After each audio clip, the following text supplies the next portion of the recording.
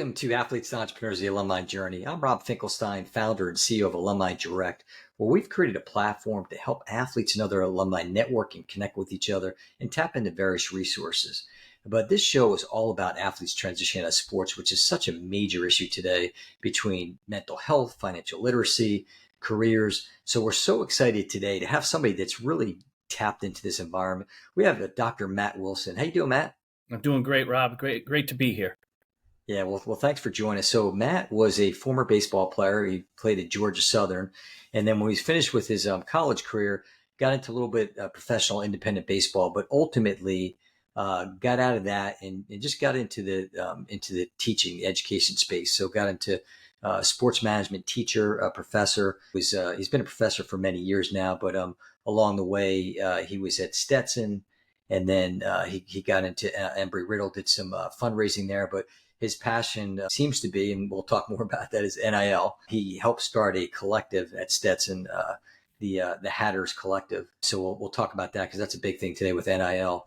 And then more importantly today, he's got a consulting business along with still being a professor in sports management, just helping a lot of these younger students, grad students and undergrad students getting to that next level in sports. So Matt, first question I always like to ask, talk about playing sports growing up and how that shaped you leading up into college. Well, Rob, I'll tell you the opportunities I had growing up. I come from a very sports-minded area of the country. I grew up in Bristol, Connecticut, which eventually became the home of ESPN.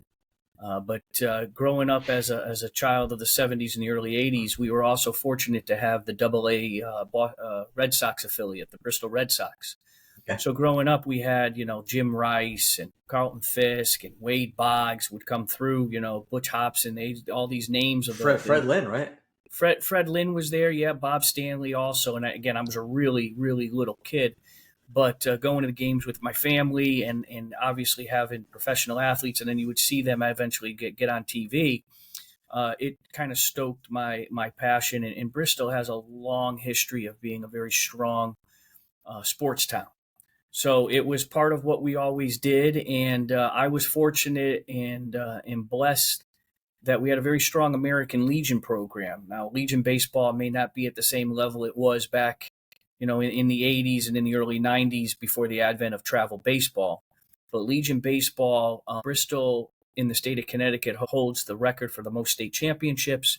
Wow. It was a really prestigious team to get on, and it just happened to be my junior year, we hosted the Northeast Regional, and because we hosted it, the host post got in, and we made a little run in that tournament, and I was fortunate to have a couple good games in a row, and that really started to spark interest from a lot of colleges from around the country with opportunities. And again, I was fortunate. I came down to Florida. I started off my career at Stetson University and eventually transferred to Georgia Southern. But sport has always kind of opened up pathways and doors to basically every aspect of what I've done in my career. It's basically fallen back to somehow, some way, sports has been involved. Yeah, that's great. And, I had that same journey of playing sports growing up. Probably not to the success that you had. I was ultimately a runner in high school and college. But did you have a dream of being a professional athlete? Obviously, was baseball the first choice? Yeah, in baseball was, and yeah, my ultimate goal was obviously to get drafted and to be a professional baseball player. I was also, by chance, my dad had an unfortunate accident, which because of that, I spent a lot of time with some of my cousins during a time period, and they were very good tennis players. So I also picked up tennis around the age of 10 or 11, and also I played soccer. So very multi-sport, all seasons, and so yeah. But baseball was my dream, and the one thing I guess you could kind of say I didn't really enjoy the cold weather much, and I had said, growing up, you had ESPN Sunday Night Baseball, and it was college baseball, and I'd be watching Arizona State and Texas, or the University of Florida and Oklahoma State, and I'm looking and seeing these teams that are in the middle of March, they've already got 35, 40 games played, and I'm sitting up in Connecticut, and we're just starting to hit in a cage inside our gym. And I had always said to my dad, if I had a chance, I was going to go down south. We knew that that's where some of the stronger talent was. And I wanted to test myself to see if I could compete at that level. But I also always felt that if there was a part of our country where people were wearing shorts all year round, I kind of felt like that's where I wanted to be. Yeah, that's great. And that happened to me like post college. It was like moving down to Florida and living in Yeah. South Florida because it just yeah, it's a nice lifestyle living there and being that. And you're right. I mean, I think that I remember watching some different tournaments down here and some of the northeastern schools coming down to play in South Florida. Like you said, because you can't play up there. I mean, I was coach travel baseball for many years, Hmm. and being here in South Florida, I mean, as you know, it's like 250 plus days out of the year where you're Yeah. practicing, playing double headers, tournaments, and all that. It's a big advantage. And so we made the move down here and would go back to visit family and basically stayed in the South ever since I came down for college and have lived throughout the Southeast. And so, yeah, we've enjoyed it down here. We've been able to have success. But like I said, the common theme of whether it's been teaching, whether it's been fundraising, whether it's been NIL, there's always been a desire to help educate young students about the sport industry or work with athletes in a one-on-one capacity and really I've got a strong passion for helping athletes prepare for life after sport. I've been very blessed to have taken full advantage of my time in college and the university in which I attended, and I just try to help pay that forward by spending time with the athletes that are coming up now, and that is a real passion of mine. Yeah, and that's great. And I guess that you kind of teed me up for the next question. That because we talk about athletes transition out of sport, and I know you're passionate about it. I am as well. So it's alumni direct. Talk about the education. Maybe that's because you're involved now, but maybe compare it to when you were in school. Yeah. The education of what's next for the athlete transition out of sport. I don't mean just like the 1 day workshop, but was there things available then, and then talk a little about now. Not really, to be honest with you. I mean, I can remember, and it's no knock on my university, it's just the industry itself delivering a holistic approach to the student athlete experience wasn't necessarily developed yet. It was at a time where, you went, you played ball, you went and took your classes, you studied, you got good grades, you competed, but then, once you were done, I always talk about, and I share this a lot when I'm talking with younger athletes. You know, for since the time you're 4 or 5 years old, you've been playing your sport. You get to the age of 22, 23. Well, now because of COVID and extra years, some of our college athletes are 23, 24. Some are 25. But all of a sudden, you go to bed on a Saturday night and you're a member of your team. When you introduce yourself, that's a big identity thing for athletes. Anytime they go to introduce themselves, hi, I'm Matt Wilson.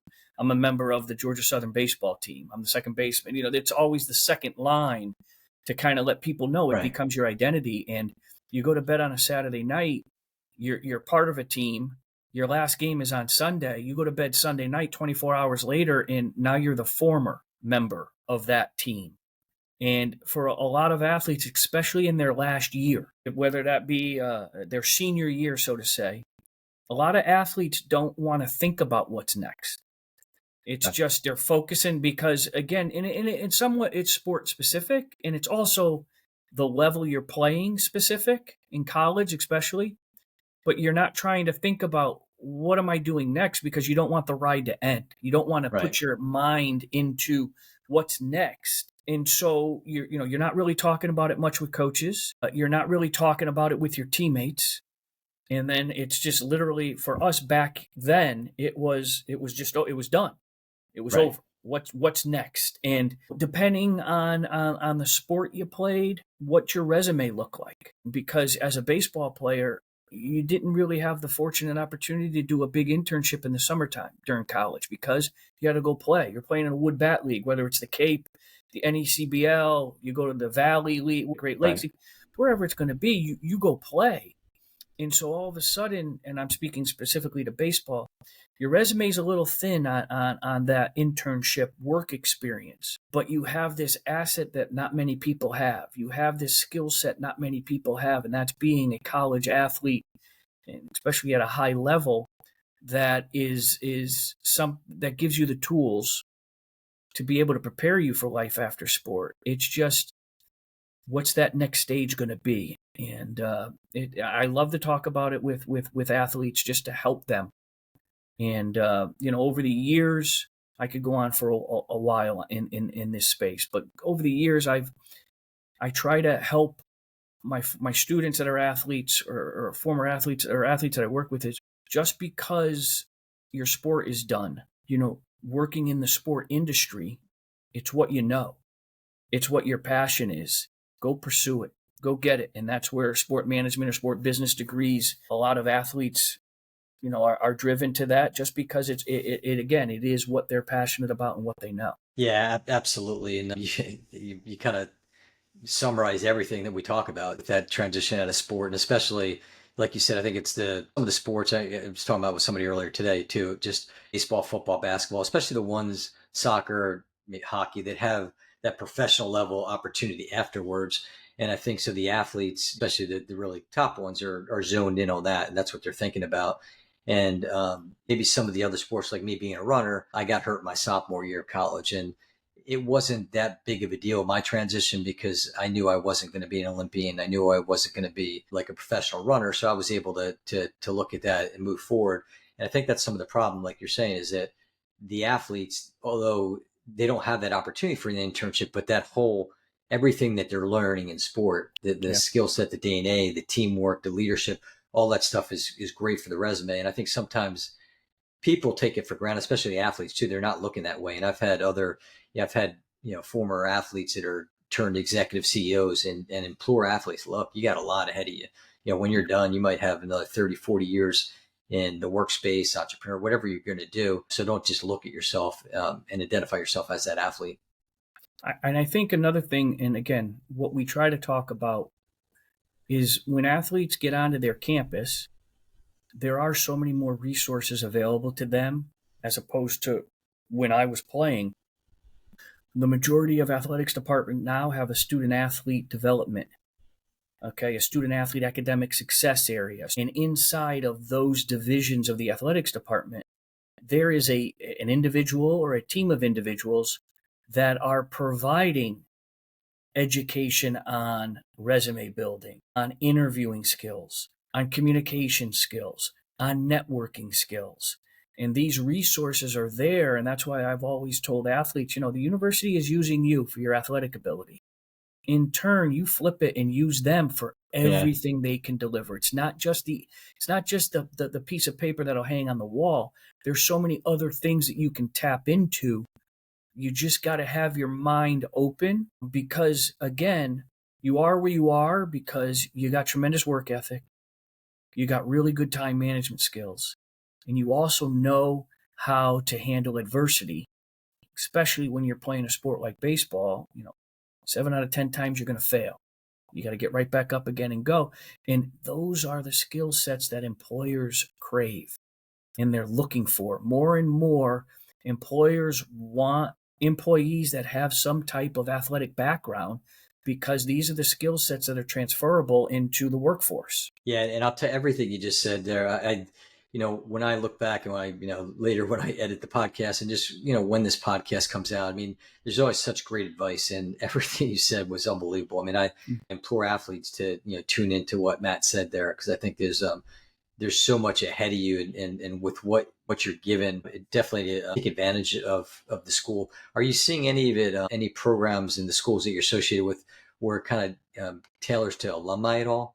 Now they're out, these alumni athletes, and maybe they're struggling. They're 1 year, 3 year, 5 years out. I would believe, without, I'm not going to rattle off universities, but some of the things that I've seen is, there are institutions out there that, whether it's a 1, 3, 5 year out, they're holding events or they're providing skills past their years. I always like to say, when I was in the fundraising area, especially, is relationship with your university isn't 4 years, it's the next 40 years. And I've been fortunate enough to work in, in when I was, especially when I was working at Embry-Riddle in an athletics department that really understands and had great culture.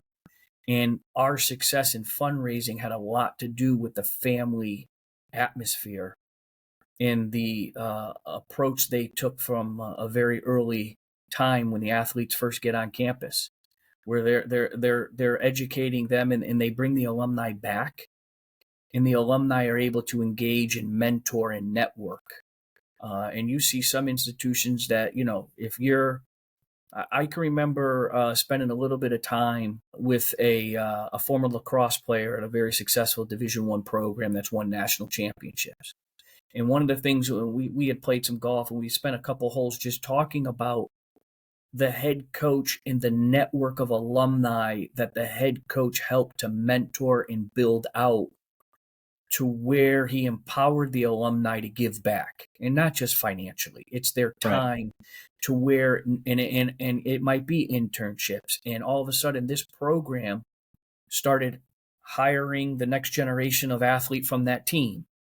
And it becomes a family inside of a family. And so, yeah, you've got a lot of that has really, over the last 15 to 20 years, has become a priority. Now, we're going to have to see here, because, the transfer portal changes have greatly changed the landscape of college athletics, where athletes may not be staying for the 3, 4, or 5 years at one institution. They may bounce around. And, one of the things that they potentially could be doing is shortchanging their networking opportunities for eventually, when those days of playing are over, what are their next steps. But when you talk about what was available to us, it wasn't that our school didn't do a good job. It's Right. just that the profession itself had not yet fully evolved and developed to where in what we see now. Yeah, and I think it's I agree. I mean, some schools are probably better than others in what they do, and you're right. I think with the it seems like the coaches. I mean, if you're fortunate enough to have a coach, there's coaches out there, like you said, that just really care Yeah. and keep that relationship going with the athlete on their playing days. I know sometimes too there might be changes in the athletic department, say that the AD leaves or something like that, so it's a new group coming in, and so they're kind of focusing on current athletes that they have. But I think it's, and the whole thing with the portal, you're right. I mean, it's not necessarily I guess it could be considered a loyalty thing when they're leaving to go to these other schools. And I mean, coaches now can do the same thing.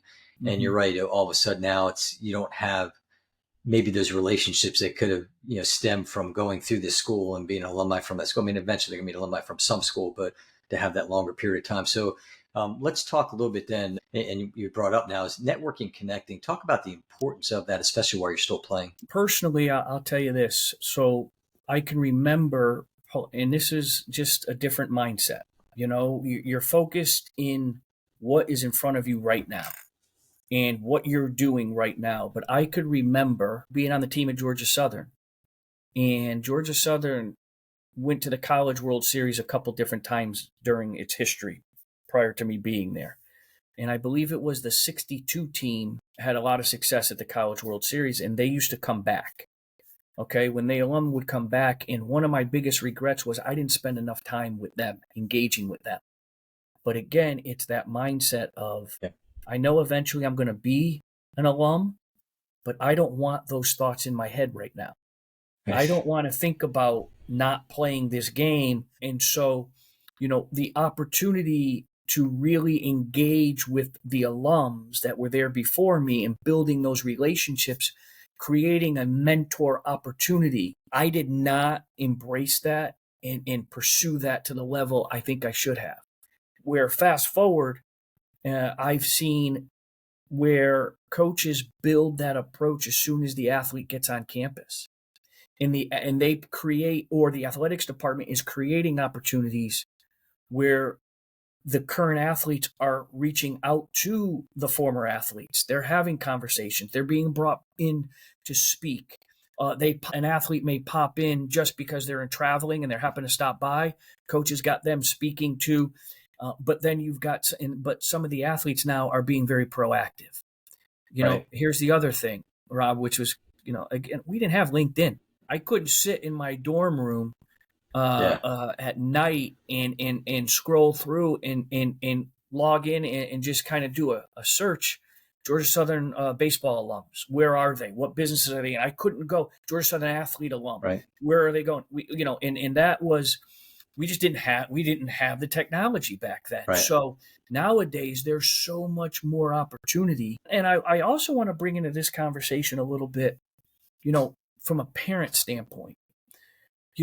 I think now what universities and athletics department and teams understand is, in some regards, they're recruiting the athlete, but there's also the family component. And, parents, I'm a parent right now of a high school aged student athlete.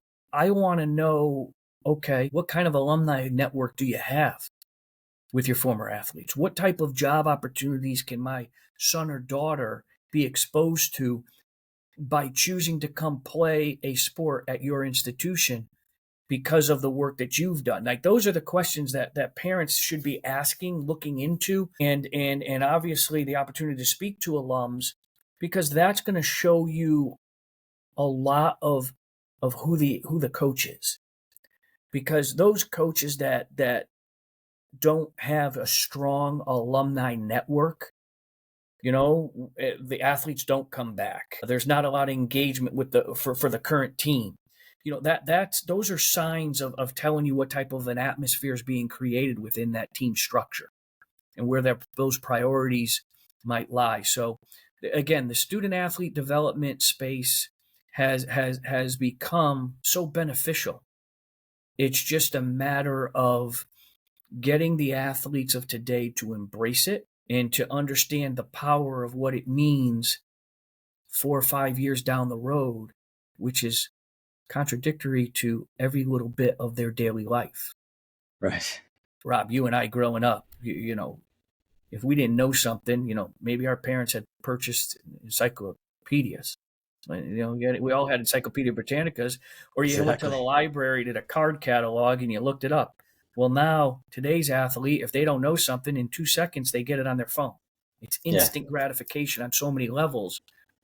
When you're looking at when your time is over, it seems so far away, and then boom, it's on top of you.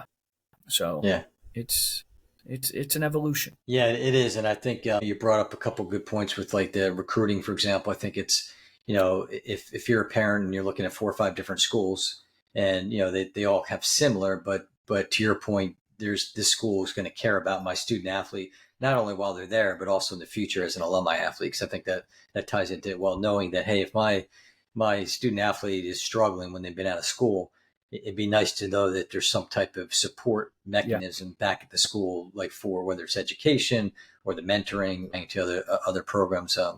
And even with the networking component, talking to a couple student athletes now, they're freshmen in college, and they said they wish that they would know more about networking, the importance of it. Because I go back to high school, and I talk about this. So my podcast is that you've got teammates and you've got their parents, and you just never know who they are.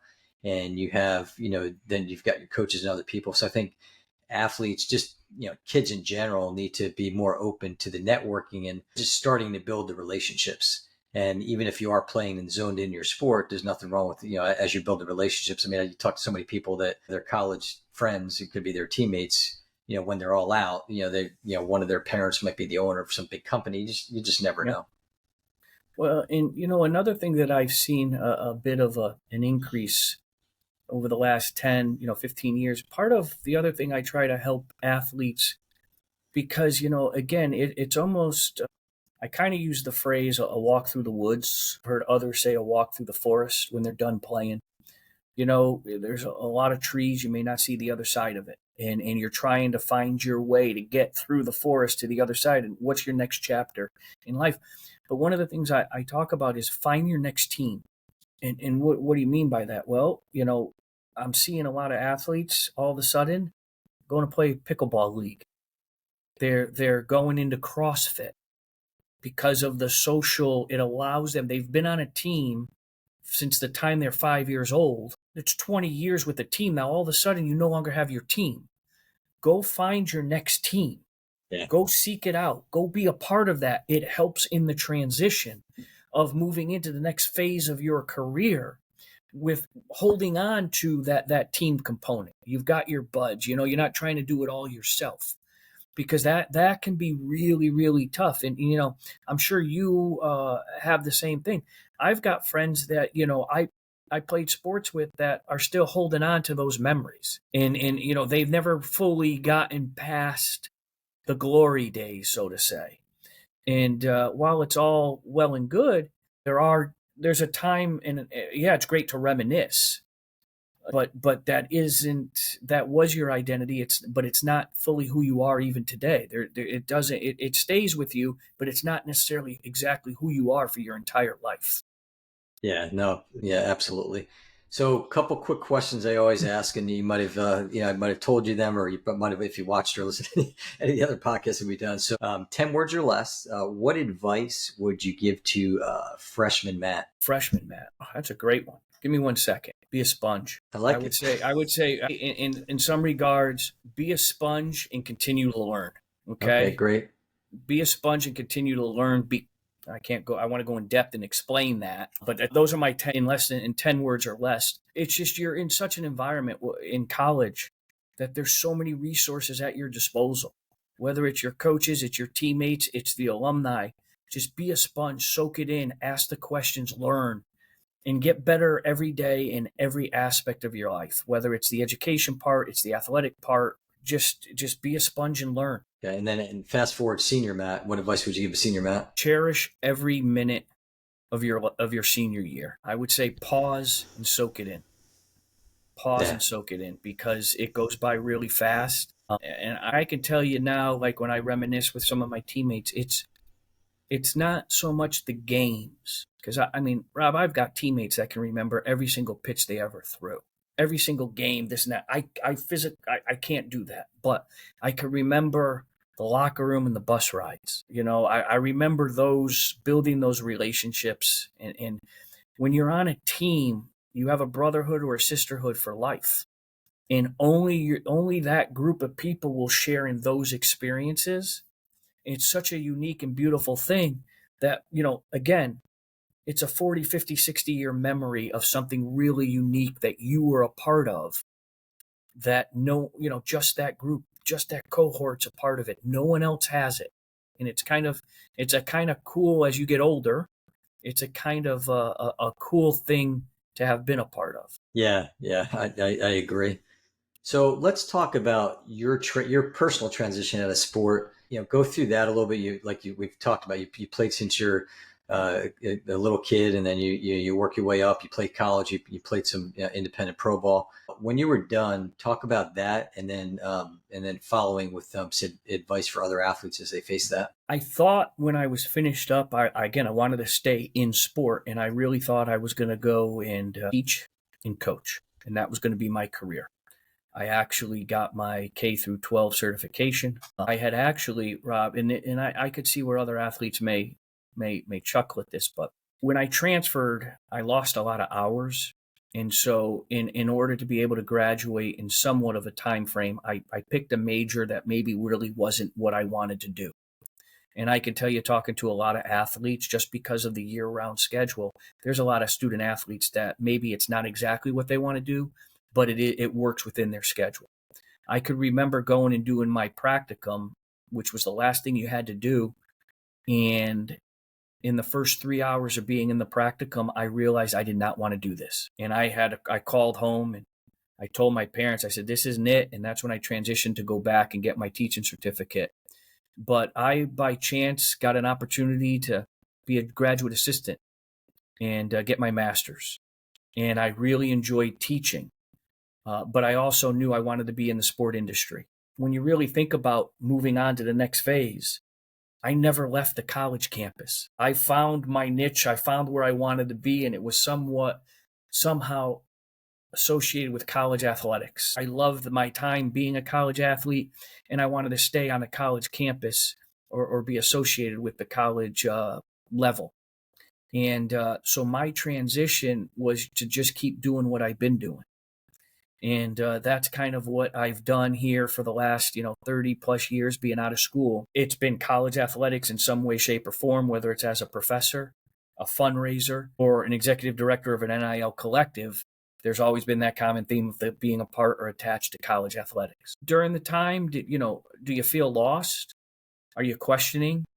That's natural. Embrace it. Everybody goes through it. But knowing what you want to do and but again, it's also finding the profession that you enjoy. And for me, it's teaching, it's working with athletes. It doesn't feel like work. It's just, it's a real joy to get to engage.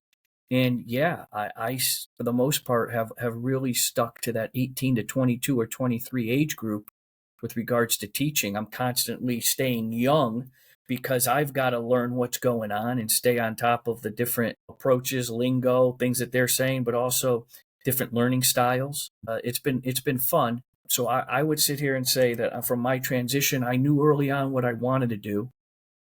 I pivoted a little bit, but I've always kept that college athletics a foundational piece as where I've decided to work and make a living. Yeah, I mean, the key there is you kind of had that, big picture approach, and Yeah. you kind of had that plan and knew what you wanted to do. And I think that's what athletes need to do. They just need to, it might be saying it sounds pretty simple, but just to kind of think of what you really want to do when you are done, and just realizing that there's people out there that want to help, and then you have many years ahead of you to still, be doing this. So, just it's an important thing. So let's talk a little bit about your passion aside from the teaching, is NIL. And you've got a consulting business, which we'll talk a little about in a minute. But give me your thoughts, I guess, both positive and negative about NIL. Well, July of 2021 changed college athletics forever. When the NCAA granted the opportunity for athletes to be able to earn income off of their name, image, and likeness. Rob, I've been a big proponent and have thought athletes should be paid for a long time. College athletics as a business and as an industry brings billions of dollars in. And some will argue and say, well, the athlete gets a free education. Okay, and they get the best athletic training, the best strength and conditioning, the best nutrition, and those are all, yes, they do, but they're also the main resource that's helping to produce this product that is college athletics.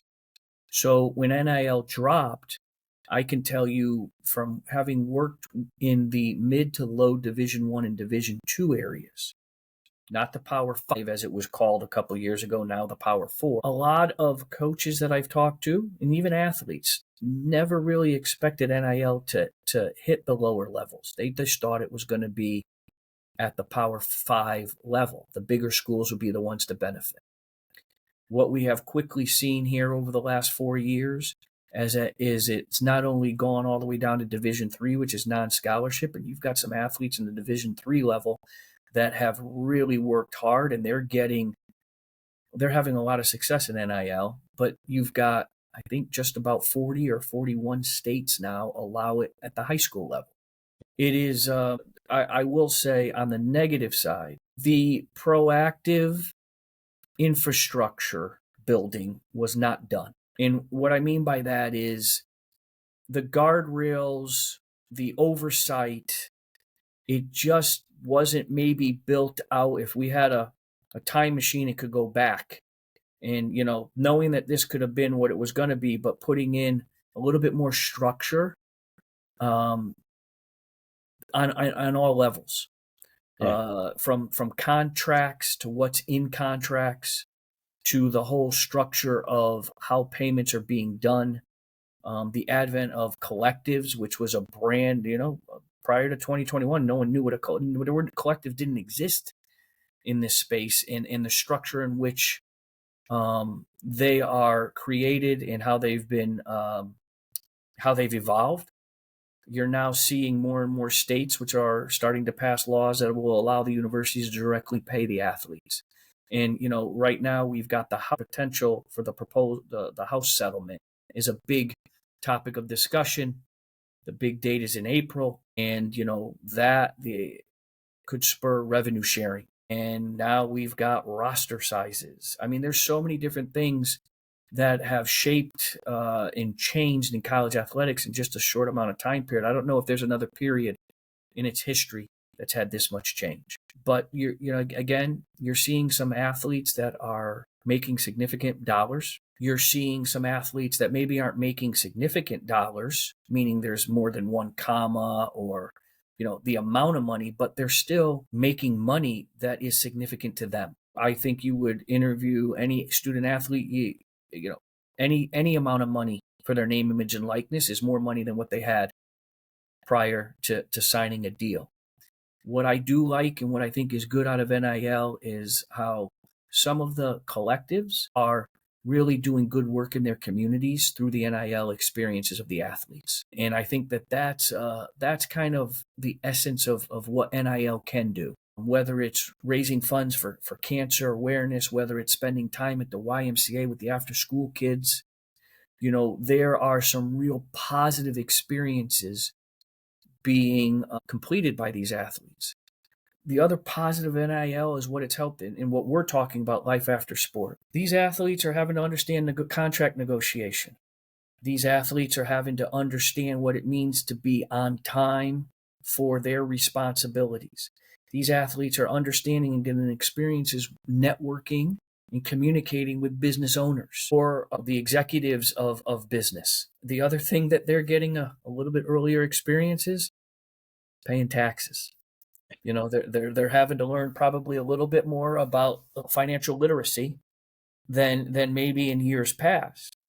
So there's a lot of give and take. There's some positives, there's some negatives. The market is starting to settle a little bit. It's not quite there yet. There's a lot of chaos, but it is a new era in college athletics. There's no doubt about that.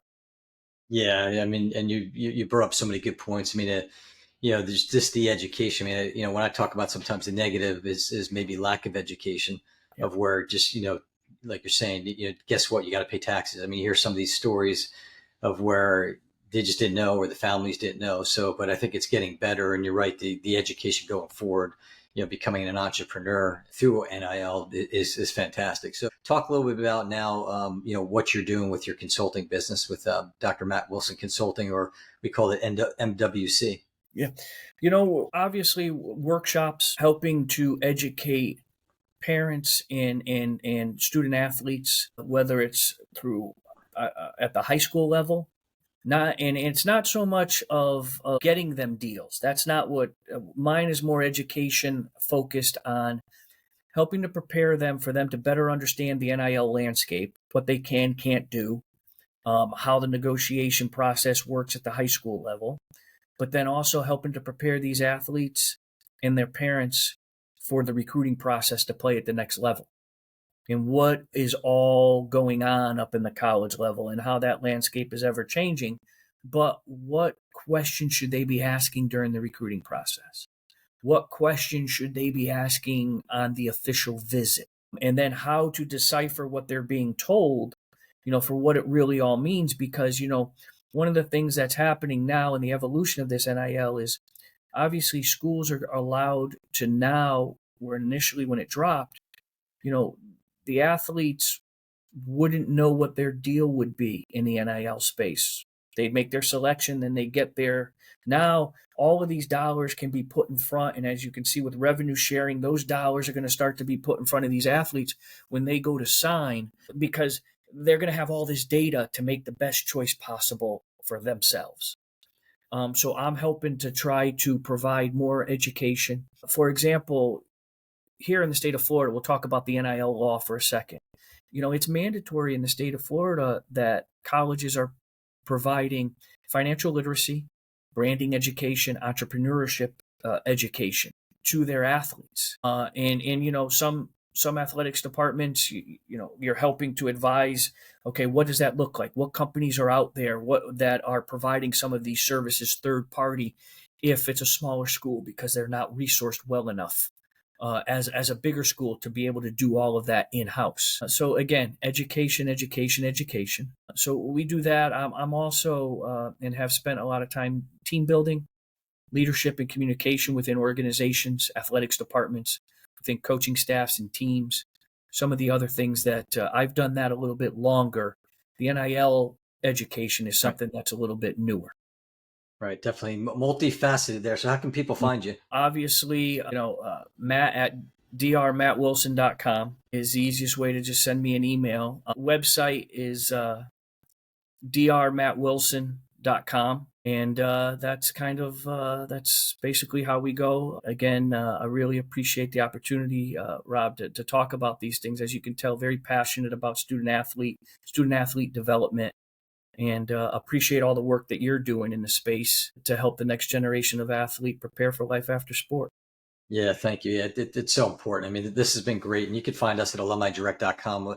The podcast is on our YouTube channel as well as across all the different podcast networks. And make sure to definitely like and become a subscriber of this, because I think there's just so much every episode. Matt gave amazing advice today. I always call them the nuggets. And just if you listen back to some of the other ones, it's fantastic. So, Matt, thanks again. It's another great episode of Athletes Entrepreneur, the Alumni Journey. Thanks, Rob. Have a great night. You too.